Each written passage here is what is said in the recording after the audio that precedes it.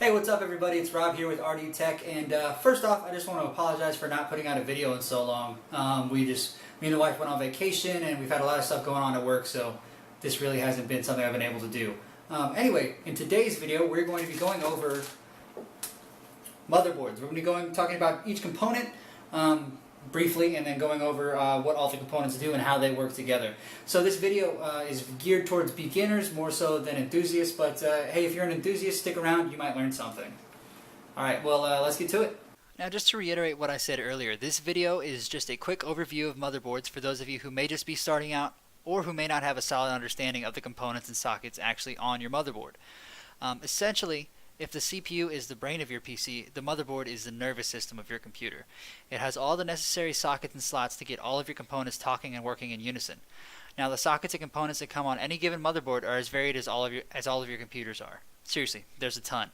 But the ones we're going to be going over today are the CPU socket itself, the VRMs shown here, the PCI-E slots, the Dimm slots, the SATA ports, the M.2 slots, your chipset over here, your power connectors, here's an 8-pin and here's a 24-pin, the CMOS battery and what that's used for, the front panel connectors, which are over here on this motherboard, the fan headers, which are in multiple places around the motherboard, and your I/O, which is located right here. Now, the CPU socket is exactly what it sounds like. It's where you insert your CPU into the motherboard. CPU sockets vary between manufacturers. AMD and Intel both have their own different methods of retaining the CPU and how data is transferred from the CPU to the motherboard. AMD uses a method currently called PGA or pin grid array, while Intel uses a method called LGA or land grid array. Pin grid array has the contact pins on the CPU itself, and PGA is also a zero insertion force way to put your CPU into place.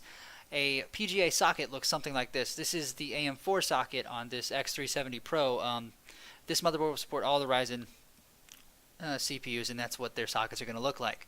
Versus Intel's LGA, which uses the contact pins on the motherboard socket itself to transfer data with just gold contact pads on the CPU itself. And this is, so like I said, this was an example over here of a PGA socket that AMD uses. And over here is an example of an LGA socket that Intel uses. Now, here's an extra tidbit for you. Intel's naming scheme is just land grid array followed the number of pins in the socket, like LGA 1151, LGA 2011 V3, LGA 1150. Pretty simple, huh? Now, moving on, we're going to be talking about VRMs, which is a term you'll encounter while perusing Newegg or any other motherboard reviews while they talk about power delivery to the CPU. VRMs are these little things right here, but VRM itself stands for Voltage Regulator Modulator. And essentially all it does is convert the 5-volt and 12-volt power coming from your power supply to something much lower that your CPU can handle. This article right here on the EK Waterblock website has this handy diagram about all the parts that make up the VRM and why you should cool them. These MOSFETs right here do get really hot, like upwards of 100 degrees Celsius sometimes, which is why on some super high-end motherboards you'll see built-in water blocks designed specifically to cool them. You can also just buy those water blocks to cool them if you want to go that route too. But now, if you want to overclock, you want to make sure that you have a good VRM and cooling solution attached to the motherboard you choose. Like, let's see, this one has a pretty good cooling solution, just these heat sinks right here. Definitely something to keep in mind, as these do get very, very hot.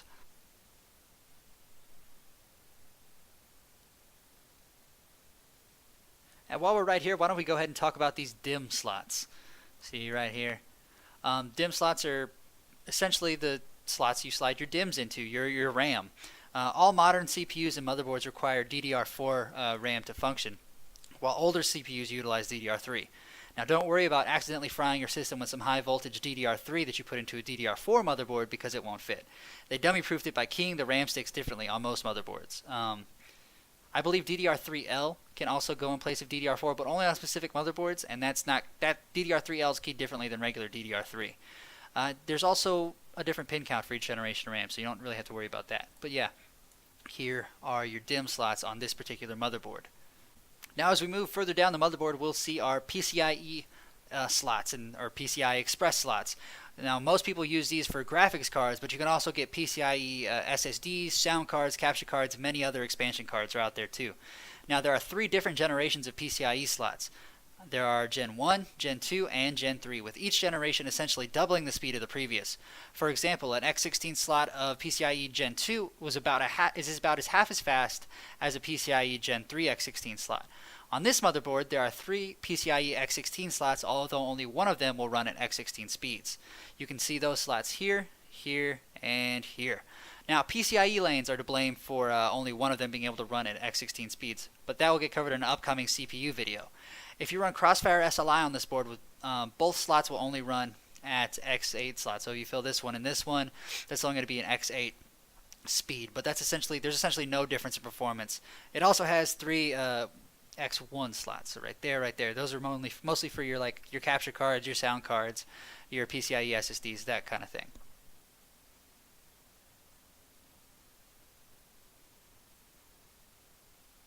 Now if we move over here to these SATA or serial ATA ports, actually let me see if I can get a better picture for y'all. No, not on here, maybe, yeah, there it is. Those are your SATA or serial ATA ports. Now this is the interface that most of your SSDs and hard drives will use to communicate with your PC. Like PCIe, it has had many different iterations over the years, with the most common being SATA 3 Revision 3, which has transfer speeds of 6 gigabits per second. If you still use optical drives, they will also use SATA data ports, and the amount of ports you have will vary generally on the size of the motherboard you choose. For instance, this motherboard is a micro ATX. It's only got 4 of them, where this X370 Pro is a full ATX and it has 8. The next thing we're going to be talking about is an M.2 slot. So there's one right there. Let me find a better one for you guys. I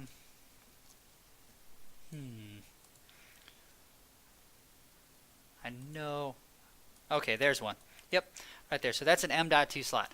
M.2 slots are becoming more and more prevalent as time goes on. They're mainly used for M.2 SSDs, and installing an M.2 SSD can be a little nerve-wracking if you've never done it before, especially the way you have to slide it in at an angle and then screw it down using these extremely tiny screws.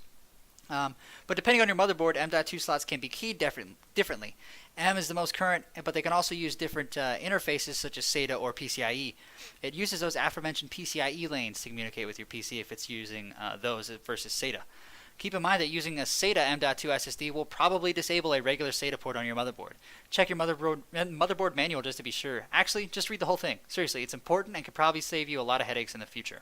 Conveniently enough, right next to those M.2 slots we were talking about is your chipset. So if you've ever looked at buying your own motherboard, you've seen stuff like Z270, H170, X99, X370, B350, etc. All that these letters and numbers mean, or all they're referring to, is the motherboard chipsets. Now I could do a whole video on these, and I just might. But either way, basically, different motherboards have different features for different CPUs based on different consumer or professional needs. Confusing, I know. But here are some quick charts highlighting the differences between Intel's last generation chipset, so that's this Skylake stuff, and AMD's current generation, the Ryzen chipsets. So here is Intel's. I just Googled, chipset differences, and this came up. So there's differences between Z170, H170, and H110. And over here is the AM4 chipsets that I also just Googled. This is on AMD's website, but it has all of these different options here. Basically, but the differences between the enthusiast labeled chipsets like X370 and the lower tier chipsets like B350 or A320 are PCIe lanes and overclocking support. If you'd like to know more, there are tons of resources out there. Just do your research before you buy. Always. Let's go ahead and jump back to this Prime X370 Pro motherboard that we were looking at earlier. So here, shown here and here, are power connectors. The ones that you'll usually see on modern motherboards are a 24-pin ATX and a CPU power that can range from anywhere from 4 to 8 pins that I've seen. But yeah, so there's a 24 and then there's the 8 pin. The CPU power will have a higher pin count if you get a motherboard that is built for overclocking, and that supplies power to the VRMs we talked about earlier. The 24 pin over here supplies power to the rest of the motherboard. Now down here, this little disc is the CMOS battery. Now the CMOS battery is extremely important because it provides power to your motherboard's non-volatile BIOS memory. This is what makes it so you don't have to go into your BIOS and dial in your overclock again every time you shut down your system. It is very easily replaced if need be, and removing it is one of the things you can do if you OC just a little bit too aggressively and your system fails to post. Now over here, these tiny little pins are your front panel connectors. and they are what connects your I/O on your case, like your power and reset switches, to your motherboard so that they actually work. They're also a major pain in the ass, so have fun with those if this is your first time building a computer. Luckily, some higher end motherboards like this one come with a tool that can make connecting them just a little bit easier. Now these, let me see if I can get a better picture for you guys. Yeah, right here. These tiny little pins are your fan headers, and they're always going to be 4-pin for PWM. On most motherboards, they're always going to be pinned for 4, just for PWM fans. But a regular fan with 3 pins will also work as well.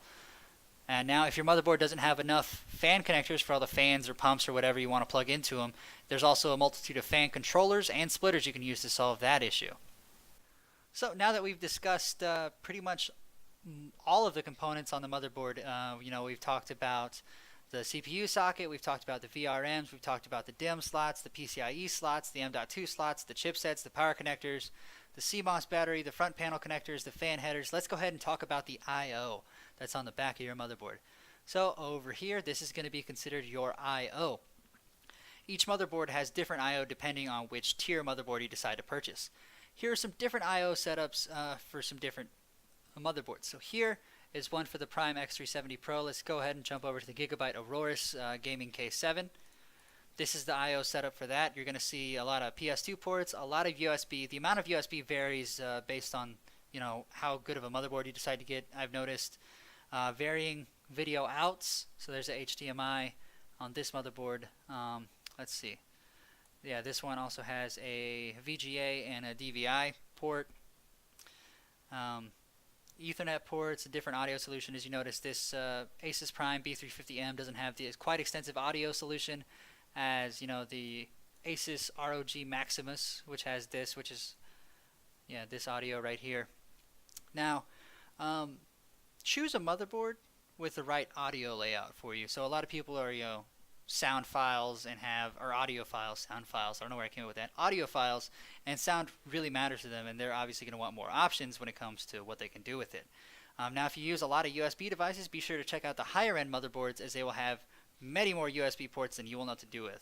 Like, go ahead and check out the Crosshair 6 from Asus over here. Yeah, look at this. 8 USB 3.0, 4 USB 2.0, 1 USB 3.1 Type A, and 1 USB 3.1 Type C. Ridiculous. Ridiculous. While we're talking about ridiculous things, let's go ahead and jump into motherboard sizes. So here I have different motherboards. So different motherboard sizes are, well, at least the common ones are going to be E or extended ATX, ATX, micro ATX, and mini ITX. So here is an extended ATX board. As you can see, it's kind of fat and wide, but generally the same height as a regular ATX board. So here is going to be a regular ATX board. It's not quite as wide and not quite as fat as the other one. So this will fit into most ATX cases. Actually, should fit into all ATX cases, but some will have a little bit different layouts. Now here's going to be a micro ATX board. Pretty much just a square with minimal PCI-E slots, not nearly as much as the ATX, just because of the space they're working with. And here's a mini ITX slot or board. As you can see, this one is very, very small. I believe this one's like, let's see, size. Yeah, 6.7 inches by 6.7 inches, so extremely tiny. And these are going to be used, more for your HTPCs or your small form factor builds. Now, when you're choosing a motherboard, keep in mind that many cases will fit, the smaller options as well. So like my ATX case, for example, can also support micro ATX and mini ITX motherboard. But in my opinion, that's just a lot of wasted space. But if you like it, you can go for that. If you want to do some crazy water cooling system or just have a lot of stuffed animals and shit in your computers, I don't know. To each their own. Now, when you're out there looking for a motherboard on Newegg, Amazon, or whatever, just keep in mind that there is a motherboard out there for everybody's needs and everybody's wants. So if you want to overclock, there's a motherboard out there for you. If you just want something small for like your HTPC build, there's something out there for you. It all depends on what you need and what you want. So I hope this video helped to better educate you on the different components of a motherboard and help you make your decision. Now, if you have any questions about this video or anything about the channel, please leave them down in the comments below and I will get to them as soon as possible. If you like this video, give me a like, subscribe, it really helps me out. But I've been Rob, and I'll see you in the next one.